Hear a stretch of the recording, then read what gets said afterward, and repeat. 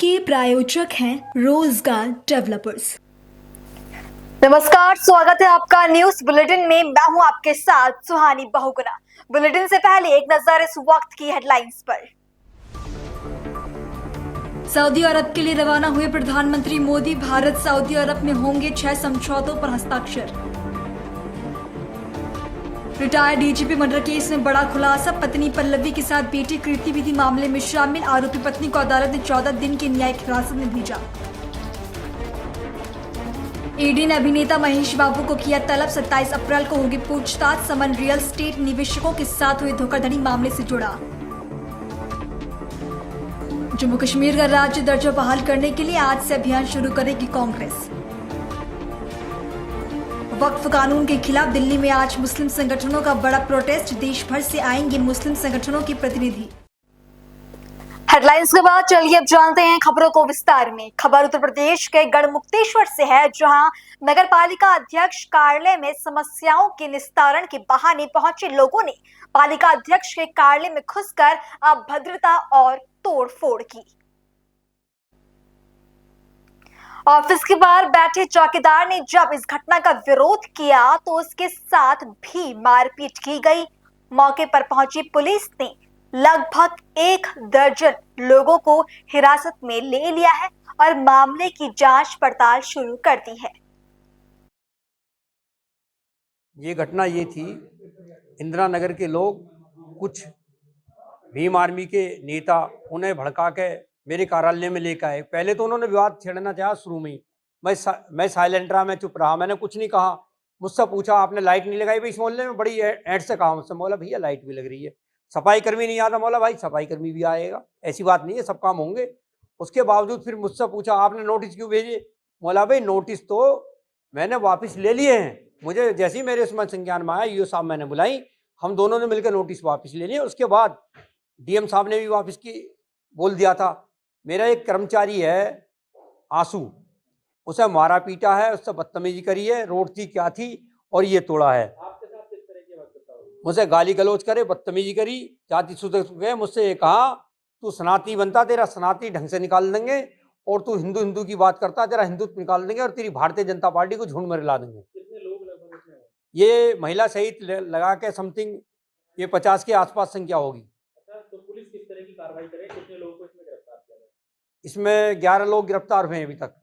Police ने आश्वासन दिया इस पर कार्रवाई होगी, और मुझे मेरे चैम्बर से बाहर नहीं निकलने दिया। जब मैं थाने जा रहा था, मेरी गाड़ी से भी बदतमीजी करी इन्होंने। वो पुलिस वाले थे, थोड़ा धक्का मुक्की हुई और दरवाजे। तो वो सब लोग स्थानीय थे या फिर उसमें कुछ बाहर के लोग? हाँ, वो लोग तो स्थानीय थे। जो महिला थी उन लोगों को भड़का के लेकर आए थे, वो भीम आर्मी के लोग थे। एक अंकित कुमार है जो उसका अध्यक्ष है, और एक है गौरव है, वो लटपुरा का ही रहता, आदर्श नगर के पीछे। इन लोगों का प्री प्लान था। इनकी इच्छा ये थी चेयरमैन से बदतमीजी करो, हाथापाई करो, मतलब इस पे बदतमीजी होनी चाहिए। वो मुझ पे ही हमला करने के उद्देश्य से आए थे। क्या कारण हो सकता है प्री प्लान तरीके से, जिस तरीके से हमला हो सके? राजनीतिक कारण हो सके, मेरी अच्छाई हो, मेरे काम अच्छे हो रहे, हर वार्ड में काम कर रहा हूँ, सड़कें बनवा रहा हूँ, विकास कर रहा हूँ, हो सके किसी को आपत्ति हो। क्या नाम है तुम्हारा? आस मोहम्मद नाम है। आस मोहम्मद, कहाँ काम करते हो और किस जगह हो आप? नगर पालिका में। क्या करते हो नगर पालिका में? चपरास में। अच्छा ये बताओ कि आज क्या घटना हुई? घटना ये है कि जैसे जनता आई थी बाहर की, मुझसे पूछने लगी चेयरमैन साहब से मिलना है। मतलब ठीक है जी मिलवा दो, किस काम से आए? लाइट का नाले का पानी के बारे में बात करना आए थे। बोला कि ठीक है, मैंने मिलवा दी चेयरमैन साहब से। मुझे क्या अंदर दुर्घटना इतनी तगड़ी हो जाएगी। तो क्या करने लगे वो अंदर? आएंगे फिर मतलब भी चेयरमैन साहब से करने लगे, उल्टा सीधा बोलने लगे वो। ठीक है, तुम्हारे क्या हुआ था? और जैसे उन्होंने शीशे में घुसा मारा दबा को, तो मैंने हाथ रोक रहा शीशे से पहले ही, तो वो मुझ पर चिपट गए। 4-5 लोग होंगे बाहर। कितने लोग होंगे?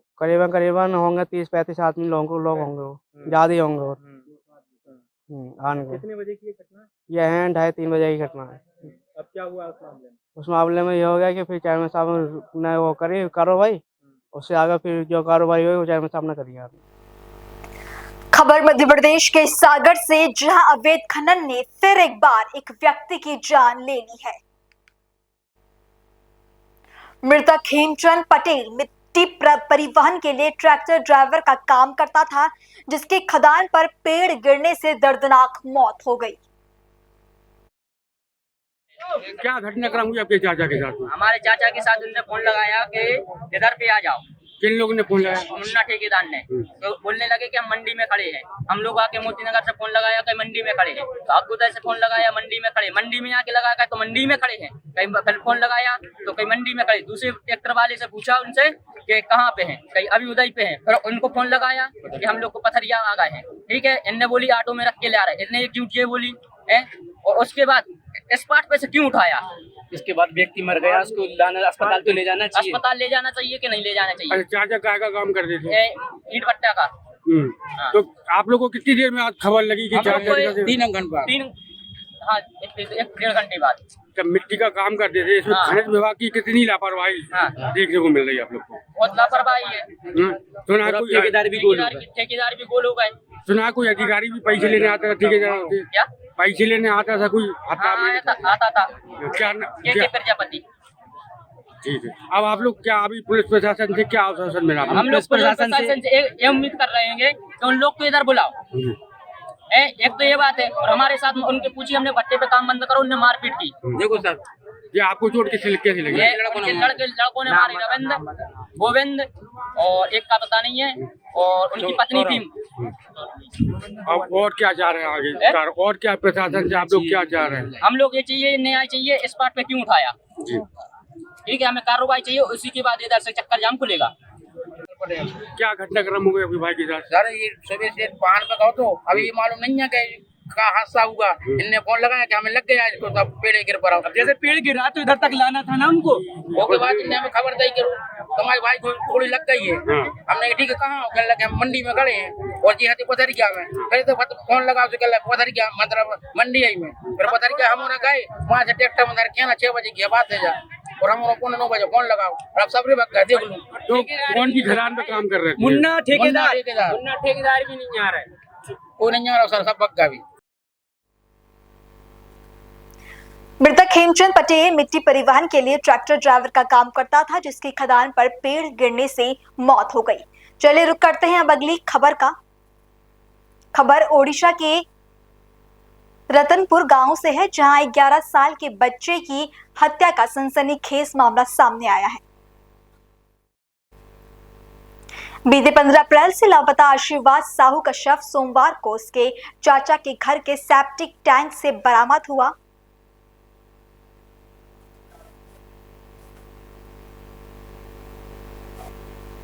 शुरुआती जांच में बच्चे के चाचा सोमनाथ साहू पर शक गया और पुलिस ने उन्हें हिरासत में लेकर पूछताछ की तो उसने अपना जुर्म कबूल कर लिया।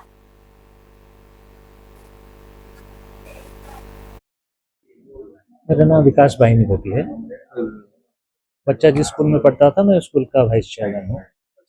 ऐसा क्या कहेंगे सर, जैसे कि बहुत बड़ी दुखद घटना है परिवार के लिए, आप लोग क्या चाहते हैं? हमारे लिए तो बहुत दुखद घटना है, क्योंकि बच्चा बहुत ही होनहार था।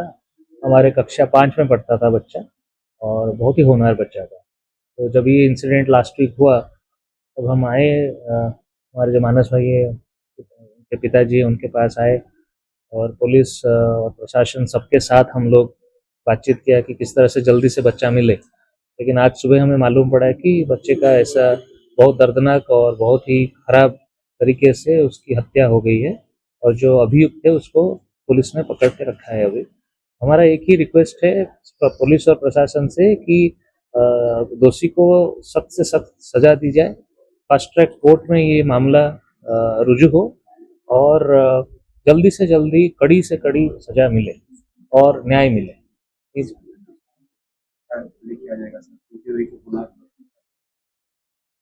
स्कूल की तरफ से हम तो बहुत दुखी हैं। आज तो हमारे प्रेयर मीट हुआ स्कूल में। आज हम लोगों ने स्कूल टोटल क्लासेस सस्पेंड किया है, और हम हमारे जब तक उनको न्याय नहीं मिलता हम उनके साथ खड़े हैं। हम लोग जब भी बच्चा मिसिंग था तभी से हम लोग उनके घर में आते थे, और पुलिस के साथ हम लोग कंटिन्यूअसली बातचीत करते थे। क्या इस बात को लेके हम भुवनेश्वर चीफ मिनिस्टर हो, गवर्नर जी हो, हमारे घर जाने का कुछ ऐसा कार्यक्रम है?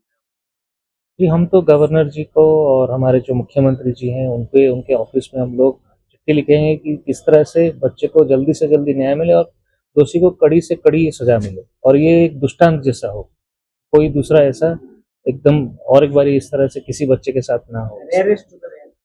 because it's a rare to rare case, so it has to be dealt accordingly and it has to be punished.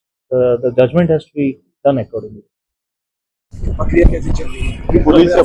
Police अपना काम कर रहा है, इंक्वायरी चल रहा है। अभी इसके ऊपर कुछ टिप्पणी देना सही नहीं है। जैसे कि आपने परिवार वालों से बात भी की, मिले उनसे बात किया है। अभी तो मैं डेलांग भी जा रहा हूँ, मेरे गाँव अभी जाऊँगा। ये 15 तारीख को मिसिंग हुआ था। शाम को कंप्लेन आया था, 11 बजे शाम से मिसिंग था और 11 बजे वो केस रजिस्टर्ड हुआ था। 1/3 में क्लास 2 BNS में हुआ था डेलांग पुलिस स्टेशन में, और उसको सब ढूंढ रहे थे। हम जितने भी प्रोसेस से हम उस प्रोसेस में थे। कल एक खबर आया, जो अक्यूज जिसको डिटेन किया है हम, प्रभाकर साहू, वो इन्वॉल्वमेंट की खबर आया और कैपिटल पुलिस स्टेशन है, sorry Bhubaneswar police special squad और जो टांगी पुलिस स्टेशन, उनके मिलित होकर वो चढ़ा हुए रेड करके उनको अप्रहेंड किया। और वो आज कल आने के बाद उनको थोड़ा प्राइमरी इंटरोगेशन के बाद वो कन्फेस कर गया, और उन्हीं के जो मुताबिक सूचना मुताबिक कल डेड बॉडी रिकवर हुआ है। वो जो सेफ्टी टैंक है लैट्रिन का, उसी के जो घर है, उसी घर के पीछे एक था। उसका वो जगह दूसरी जगह है, लेकिन वो घर के उनकी खुद के घर के नजदीक कोई सेफ्टी टैंक में मिला डेड बॉडी। वो प्यूट्रिफिकेशन हो गया था। वो तो 15 तारीख को शायद डेथ हो गया है वहाँ पर। जैसे कि पुलिस प्रशासन की तरफ से जो कार्य आप करेंगे, जो इनिशिएटिव लेंगे वो तो लेंगे। एक पिता के अनुसार, जैसे एक पिता वहाँ परेशान है, परिवार परेशान है, क्या लेंगे इनिशिएटिव, क्या रहेगा? हमारे इनिशिएटिव रहेगा, जैसे जल्दी ज्यादा पनिशमेंट जो भी है वो जल्दी फास्ट ट्रैक कोर्ट में वो विचार होगा, और जितने भी ज्यादा पनिशमेंट हो सके वही होगा, मैक्सिमम पनिशमेंट होगा। पीड़ित बच्चा था जो आशीर्वाद था 11 साल का, उसका जो डेड बॉडी आज सुबह मिला है, क्या प्रक्रिया चल रही है? देखिए, उसको लेके डेलांग पुलिस स्टेशन में 145/25 नंबर केस रजिस्ट्रेशन किया गया था एंड उसके ऊपर मल्टीपल टीम्स फॉर्मेशन करके पुलिस की इन्वेस्टिगेशन चल रही थी। उसी में एक डिफरेंट एंगल्स में हम केस का इन्वेस्टिगेशन कर रहे थे, और उसी में एक लीड को ध्यान में रखते हुए हमने अक्यूज्ड को सिक्योर किया था, और उसके कन्फेशन के उसके एग्जामिनेशन में उसने हमें कन्फेशन में बताया, and as per the confession statement हमने विक्टिम की डेड बॉडी को रिकवर किया और उसको अभी पोस्टमार्टम के लिए भेजा गया है। टीम ऑफ डॉक्टर से विक्टिम का पोस्टमार्टम कराया जाएगा, एंड बाकी अभी इन्वेस्टिगेशन चालू है, एंड फर्दर जैसा जो भी इंफॉर्मेशन आएगा हम आपके साथ शेयर करेंगे। वो अभी प्रिंसिपल अक्यूज तो हमारे कस्टडी में है, जैसा मैंने बोला कि केस का इन्वेस्टिगेशन चल रहा है, और फर्दर इसमें जिनकी भी अगर और किसी लोगों को भी इन्वॉल्वमेंट पता चलेगी तो उनके अगेंस्ट भी हम इसी हिसाब से लीगल एक्शन लेंगे। गांव का माहौल अभी शांत है, गांव के लोग हमारे साथ कोऑपरेट कर रहे हैं। जैसे कि अभी देखा गया है, वो जो उसका घर भी तोड़ा गया है। जो देखिए, गांव का माहौल अभी शांत है, गांव के लोग हमारे साथ हैं और हम हमारे साथ कोऑपरेट कर रहे हैं, उनके फैमिली मेंबर्स भी हमारे साथ कोऑपरेट कर रहे हैं। तो इन्वेस्टिगेशन अभी खत्म नहीं हुआ है, इन्वेस्टिगेशन पुलिस की अभी भी चल रही है। जैसा आगे इसको हम कैरी फॉरवर्ड करेंगे और लॉजिकल कंक्लूजन तक लेके जाएंगे। खबरों का सिलसिला आगे भी जारी है, फिलहाल रुकेंगे एक छोटे से ब्रेक के लिए।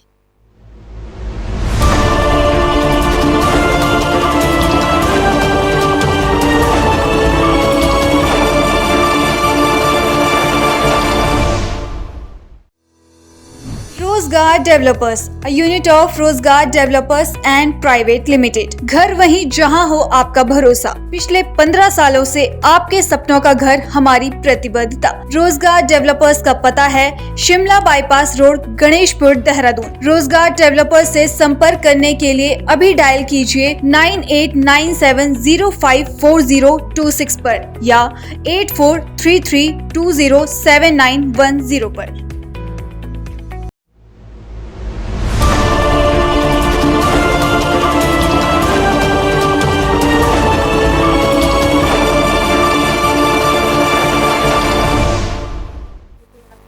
और इस छोटे से ब्रेक के बाद आपका बुलेटिन में फिर से स्वागत है। बड़ी खबर ओडिशा के पुरी से सामने आ रही है। ओडिशा की पुरी से बड़ी खबर सामने आ रही है, जहां नदी से एक विशालकाय अजगर मिला है।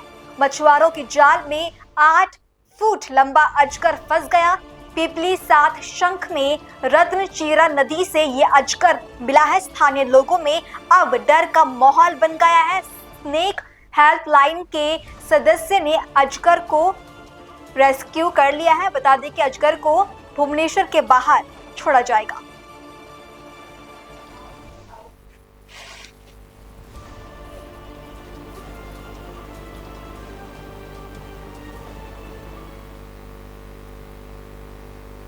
रुक करेंगे अगली खबर का। खबर उत्तर प्रदेश के सहारनपुर से, जहां कोर्ट के आदेश पर जब्त किए गए हथियारों की विनिष्टीकरण कार्रवाई की गई। इस कार्रवाई में 1300 से ज्यादा तमंचे और 2300 कारतूस शामिल थे। सहारनपुर जिले के माल निस्तारण की ये अब तक की सबसे बड़ी कार्रवाई बताई जा रही है।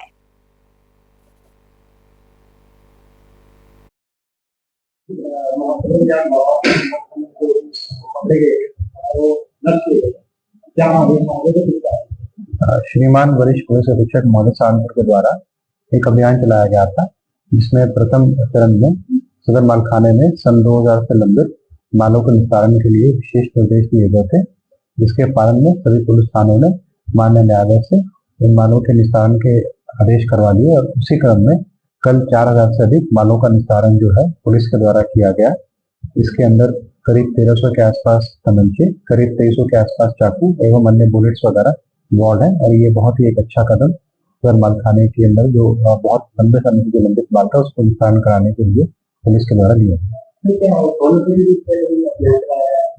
हाँ, निरंतर इसका अभियान चलाया जाता है। अभी आपको विदित होगा कुछ दिनों पहले एनडीपीएस के विरुद्ध भी जो है ये अभियान चलाया, एनडीपीएस के माल के निस्तारण के विरुद्ध भी जो है अभियान चलाया गया था।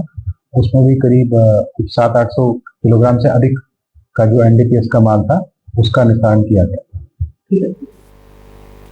और ईसाई समुदाय के सबसे बड़े धर्मगुरु पॉप फ्रांसिस का सोमवार सुबह निधन हो गया।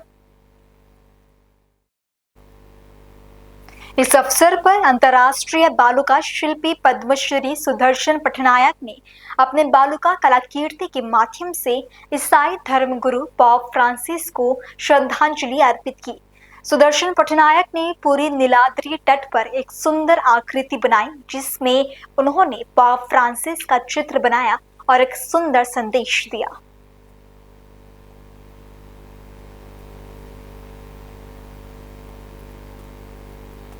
और वहीं एक देश एक चुनाव पर संयुक्त संसदीय समिति की बैठक आज आयोजित की जाएगी। बैठक के प्रथम सत्र में सुप्रीम कोर्ट के पूर्व जज जस्टिस हेमंत गुप्ता के साथ चर्चा की जाएगी। एक देश एक चुनाव पर लॉन्च की जाने वाली वेबसाइट के बारे में संयुक्त संसदीय समिति के अध्यक्ष पीपी चौधरी ने क्या कहा, सुनिए। देखिए, जहां तक वेबसाइट के लॉन्च की बात है वो तो ट्रांसपेरेंसी होनी चाहिए। कमेटी का सर्व समिति का निर्णय है, सभी का यूनानिमस डिसीजन है कि हमें ट्रांसपेरेंसी रखनी है और सभी स्टेक होल्डर्स को, सभी सेक्टर्स को, सभी अलग अलग क्षेत्र के लोगों को हमें सुनना चाहिए और आम आदमी भी उसमें अपनी ओपिनियन दे सके। तो इसीलिए वेबसाइट का पर्पज है और उसके साथ एडवर्टाइजमेंट भी शीघ्र जारी होगा। जहां तक टूर प्रोग्राम की बात है, अभी हमने 4 स्टडी टूर जो हैं वो प्लान किए, क्योंकि ये भी कमेटी का सर्व समिति से निर्णय है कि हमें सभी स्टेट्स में जाना है और सभी स्टेट में जाकर करके सभी स्टेक होल्डर्स जो कि कंसर्निंग स्टेक होल्डर्स हैं उनको सुनना है। तो उन स्टेक होल्डर्स में सुनने के लिए हमारा महाराष्ट्र का जो टूर है वो 17 तारीख से है और महाराष्ट्र के बाद में उत्तराखंड का है, देहरादून का, और उसके बाद में जम्मू एंड कश्मीर का है और उसके बाद में चंडीगढ़, जिसमें हरियाणा और पंजाबी जो शामिल आएंगे, इन सभी का है। इन सभी स्टेट्स में जाकर करके और सारे उन स्टेक होल्डर्स को सुनना जिनको सुनना चाहिए, जैसे चाहे पॉलिटिकल पार्टीज हों, लीगल लुमिनरीज हों, सोशल एक्टिविस्ट हों और इस तरह से चाहे पूर्व इलेक्शन कमिश्नर्स हों उस स्टेट के, और चाहे लॉ एनफोर्समेंट एजेंसी के लोग हों, और चाहे सेलिब्रिटीज हों, चाहे स्पोर्ट्स की हों, चाहे किसी में भी हों, और चाहे पब्लिक सेक्टर अंडरटेकिंग हो।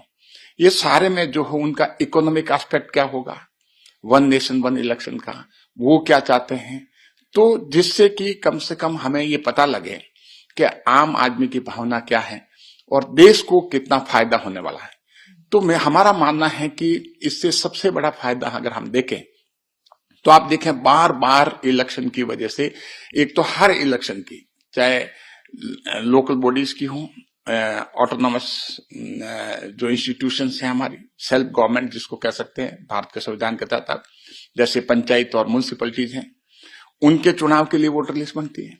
फिर स्टेट लेजिस्लेचर के चुनाव होते हैं, उनके लिए वोटर लिस्ट बनती है। लोकसभा के लिए, पार्लियामेंट के लिए वोटर लिस्ट बनती है। तो तीनों के लिए अलग वोटर लिस्ट बनने का मतलब यह है कि हमारे टीचर्स और संबंधित एम्प्लॉय सारों को उनको लगाना पड़ता है, और उसका एडवर्स इफेक्ट क्या होता है?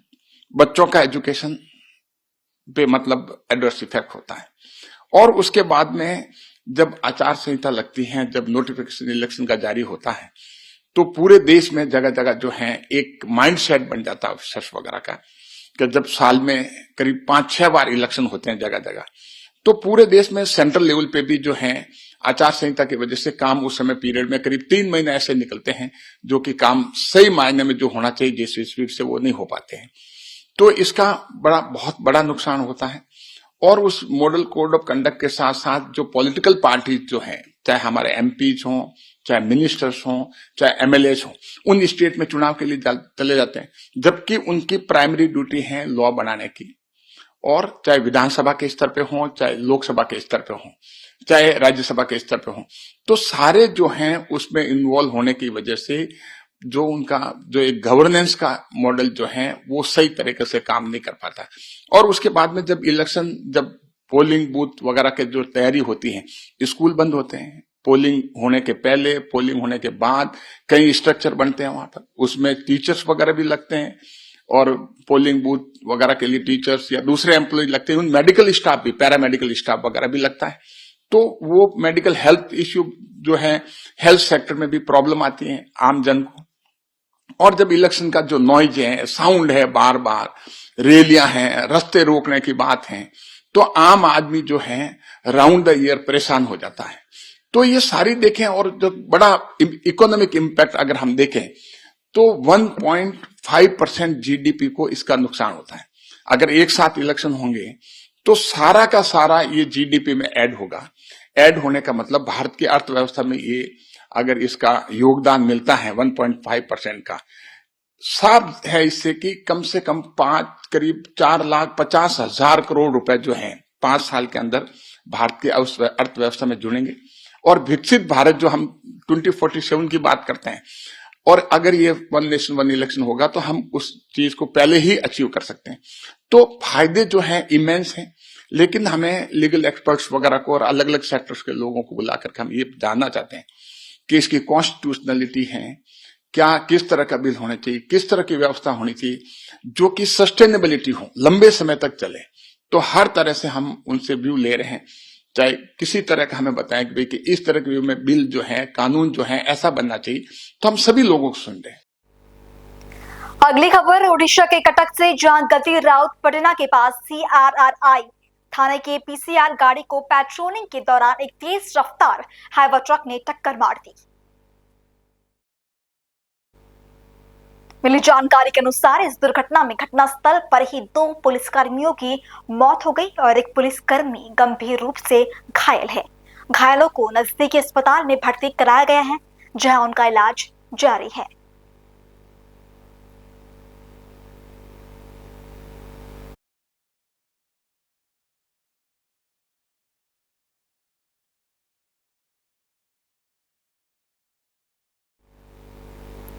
बुलेटिन में अब बात खेलों की।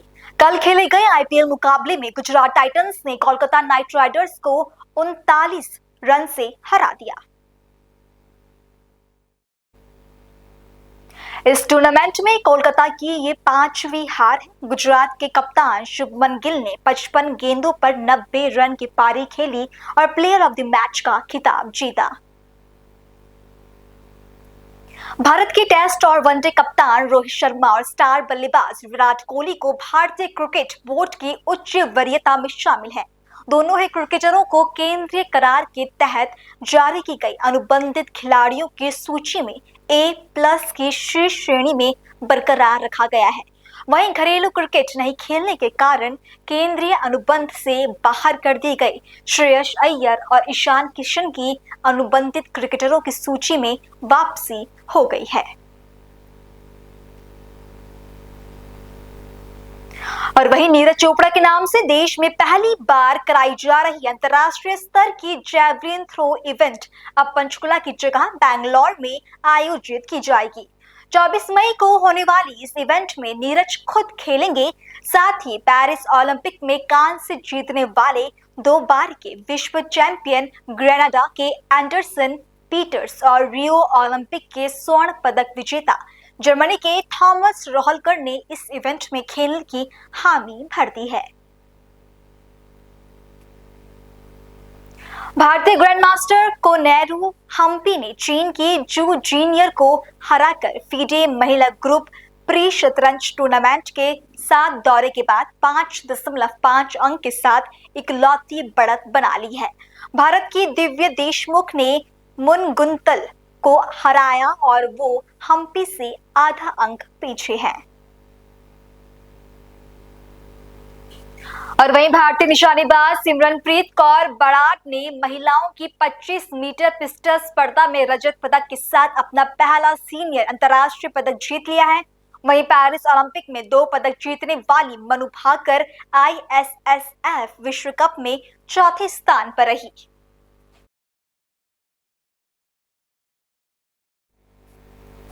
और इस बुलेटिन में बस इतना ही। देश और दुनिया की बाकी तमाम खबरों के लिए आप देखते रहें पल्स 24 न्यूज। नमस्कार। इस प्रोग्राम के प्रायोजक थे रोजगार डेवलपर्स।